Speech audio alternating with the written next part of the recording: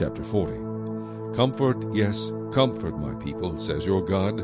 Speak comfort to Jerusalem, and cry out to her, that her warfare is ended, that her iniquity is pardoned. For she has received from the Lord's hand double for all her sins. The voice of one crying in the wilderness, Prepare the way of the Lord, make straight in the desert a highway for our God. Every valley shall be exalted, and every mountain and hill brought low. The crooked places shall be made straight, and the rough places smooth. The glory of the Lord shall be revealed, and all flesh shall see it together. For the mouth of the Lord has spoken. The voice said, Cry out. And he said, What shall I cry?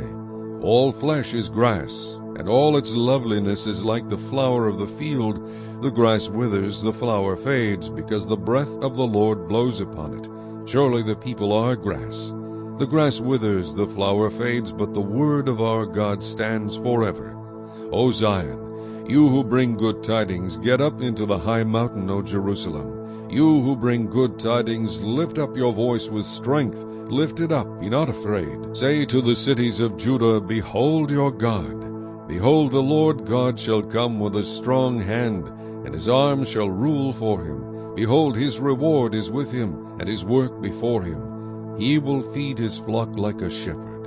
He will gather the lambs with his arm, and carry them in his bosom, and gently lead those who are with young. Who has measured the waters in the hollow of his hand, measured heaven with a span, and calculated the dust of the earth in a measure? Weighed the mountains in scales, and the hills in a balance? Who has directed the Spirit of the Lord, or as his counselor has taught him? With whom did he take counsel, and who instructed him, and taught him in the path of justice? Who taught him knowledge, and showed him the way of understanding? Behold, the nations are as a drop in a bucket, and are counted as the small dust on the scales.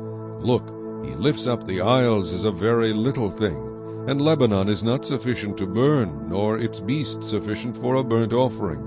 All nations before him are as nothing, and they are counted by him less than nothing and worthless.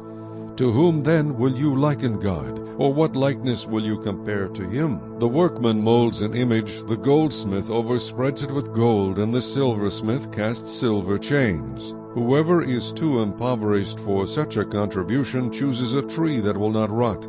He seeks for himself a skillful workman to prepare a carved image that will not totter.